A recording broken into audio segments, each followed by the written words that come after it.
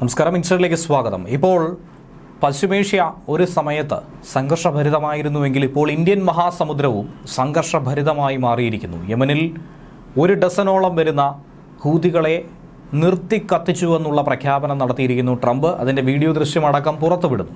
ഇറാനെ സംബന്ധിച്ചൊരു വലിയ താക്കീതായി ഇതിനെ നോക്കിക്കാണേണ്ടിയിരിക്കുന്നു. അതുകൂടാതെ അമേരിക്കയുടെ ആകാശപ്രേതങ്ങൾ എന്നറിയപ്പെടുന്ന പോർമുനകൾ, ബോംബർ വിമാനങ്ങൾ ഇറാന് നേർക്കും പാഞ്ഞെടുക്കുന്നു എന്നുള്ള ഭീതിജനകമായ വാർത്ത കൂടിയാണ് പുറത്തു വന്നുകൊണ്ടിരിക്കുന്നത്.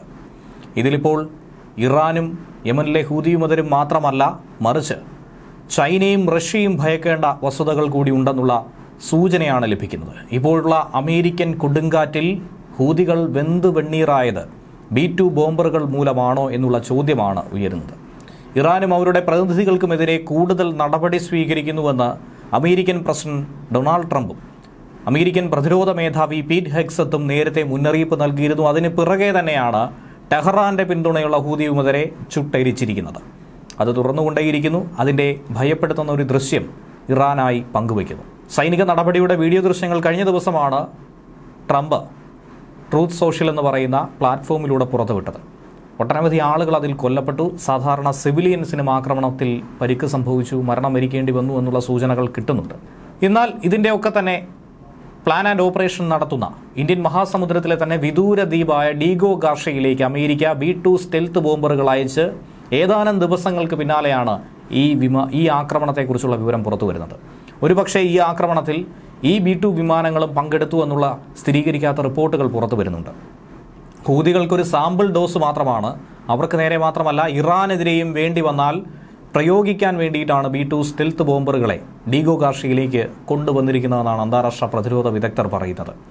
ഇന്ത്യൻ മഹാസമുദ്രത്തിൽ നിന്നും ഇന്ത്യയുടെ തെക്കൻ തീരത്ത് ഏകദേശം 1600 കിലോമീറ്റർ ദൂരത്താണ് ഈ ദ്വീപ് സ്ഥിതി ചെയ്യുന്നത്. അതുകൊണ്ട് തന്നെയാണ് ഇന്ത്യയ്ക്കും വലിയ തോതിൽ ചങ്കിടിപ്പുണ്ടാകാൻ സാധ്യതയുള്ള പല വസ്തുതകളും ഉയരുന്നത്.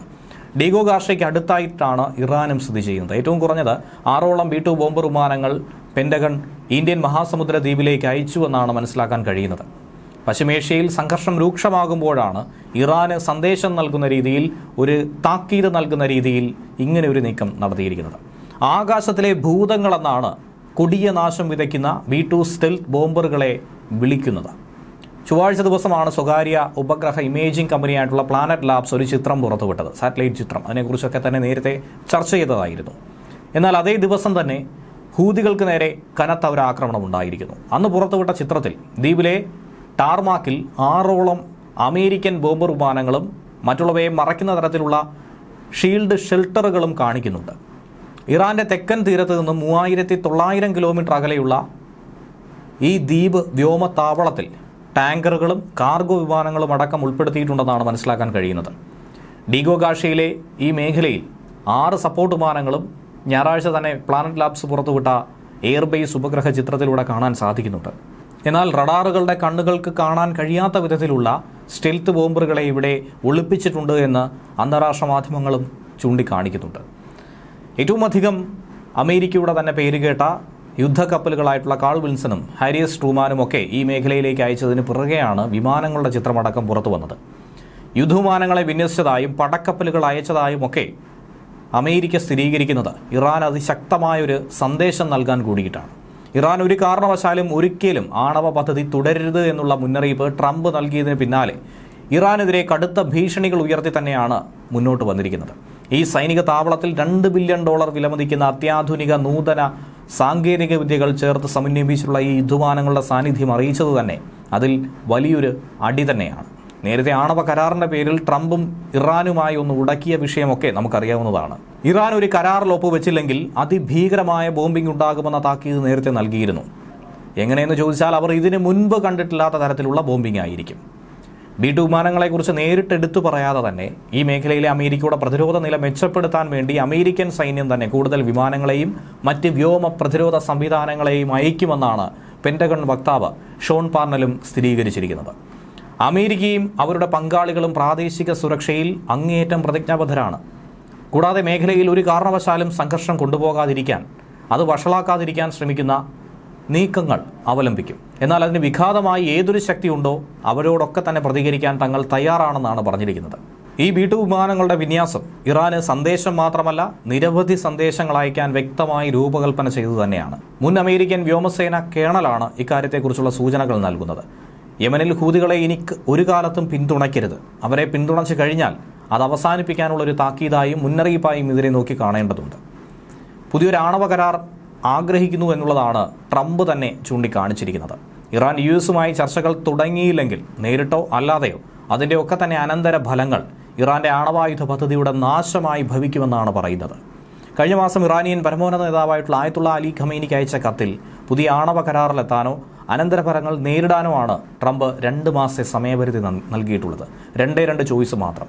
ഒന്നുകിൽ വഴങ്ങുക, അല്ലെങ്കിൽ യുദ്ധത്തെ അഭിമുഖീകരിക്കുക. തങ്ങൾ എന്തിനും മടിക്കില്ല എന്ന വ്യക്തമായൊരു സന്ദേശം അമേരിക്ക അതിലൂടെ നൽകിയിട്ടുണ്ടെന്നാണ് നയതന്ത്ര വിദഗ്ധരടക്കം വിലയിരുത്തുന്നത്. പക്ഷേ ഇറാനുമായി ഒരു യുദ്ധത്തിൽ ഏർപ്പെടാൻ അമേരിക്ക ഒട്ടും തന്നെ താല്പര്യം പ്രകടിപ്പിക്കുന്നില്ല. മറ്റ് നിർവാഹമില്ല എങ്കിൽ അതിനും മുതിർന്നേക്കും. എന്നാൽ ഇതൊക്കെ തന്നെ താക്കീതായി മാറുന്നത് ഇറാനും ഹൂതികൾക്കും മാത്രമല്ല ചൈനയ്ക്കും റഷ്യയ്ക്കും തന്നെയാണ്. സൈനിക നീക്കങ്ങൾ അതിശക്തമാക്കുമ്പോൾ അവർക്കുള്ളൊരു മുന്നറിയിപ്പായി കൂടി ഇതിനെ നോക്കി കാണേണ്ടിയിരിക്കുന്നു.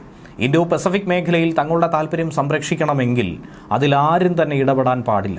അമേരിക്കയുടെ നിർബന്ധ ബുദ്ധിയാണ്. അതിനുവേണ്ടി തന്നെയാണ് ഇറാനുമായി അടുത്തു നിൽക്കുന്ന ചൈനയ്ക്കും റഷ്യയ്ക്കും ഇത്തരത്തിലൊരു താക്കീത് കൊടുക്കാൻ കൂടി തയ്യാറാകുന്നത്. മിഡിൽ ഈസ്റ്റിലെ കാൾ വിൽസൺ കപ്പലിൻ്റെ സാന്നിധ്യം അടക്കം റഷ്യയെ സംബന്ധിച്ച് ഏറ്റവും നിർണായകമാണ്. എന്നാൽ ഇപ്പോൾ അയച്ചിരിക്കുന്ന ഈ ബോംബറുകൾ ആകെ 20 B-2 ബോംബർ വിമാനങ്ങളാണ് അമേരിക്കയ്ക്കുള്ളത്. അതുകൊണ്ട് തന്നെ ഡീഗോ ഗാർഷ്യയിലേക്ക് ഇത്രയും വലിയ വിമാനങ്ങൾ, ഒട്ടനവധി വിമാനങ്ങൾ, 6ഓളം വരുന്ന വിമാനങ്ങൾ എത്തിച്ചിരിക്കുന്നത് ഇറാനെ കൂടി ലക്ഷ്യമിട്ടതാണ് എന്ന കാര്യത്തിൽ സംശയമില്ല. ഹൂതികളെ സംബന്ധിച്ചാണെന്നുണ്ടെങ്കിൽ ഇത്രയധികം വിമാനങ്ങളുടെ ആവശ്യകതയില്ലായിരുന്നു. അതും B-2 ബോംബറുകൾ വേണ്ടി വരില്ലായിരുന്നു എന്നുള്ളത് വ്യക്തമാണ്. അതുകൊണ്ട് തന്നെ അതിൻ്റെ ഉദ്ദേശം ഇറാൻ നേതാക്കളെ ഭയപ്പെടുത്തുക, പ്രതിരോധിക്കുക എന്നുള്ളതാണ്. മാർച്ച് പകുതിയോടുകൂടിയാണ്, ഏകദേശം പറയുകയാണെങ്കിൽ 15-ാം തീയതി തന്നെയാണ് ട്രംപ് ഹൂതികൾക്കെതിരായ സൈനിക നടപടി അതിശക്തമാക്കിയത്. യമനിൽ വ്യോമാക്രമണം നടന്നതിൽ ഏറ്റവും കുറഞ്ഞത് 60ഓളം പേർ കൊല്ലപ്പെട്ടിട്ടുണ്ട്. 100-ലധികം ആളുകൾക്ക് പരിക്ക് സംഭവിച്ചിട്ടുണ്ട്. അമേരിക്കയുടെ പ്രധാന സഖ്യകക്ഷിയായിട്ടുള്ള ഇസ്രയേലിന്റെ ബോംബാക്രമണം അടക്കം നേരിടുന്ന ഗാസയോടുള്ള ഐക്യദാർഢ്യം തന്നെയാണ് ഹൂതി വിമതർ ഈ മേഖലയിലൂടെ ചെങ്കടലിലടക്കം കടന്നുപോകുന്ന അമേരിക്കൻ യുദ്ധക്കപ്പലുകളെയും ചരക്ക് കപ്പലുകളെയും ഭീഷണിപ്പെടുത്തുന്നത്. അവരുടെ ആക്രമണങ്ങൾ ഇപ്പോഴും തുറന്നുകൊണ്ടിരിക്കുകയാണ്. മറ്റ് നിർവാഹമില്ലാതെ അമേരിക്ക തന്നെ കളത്തിൽ ഇറങ്ങേണ്ടി വന്നത്.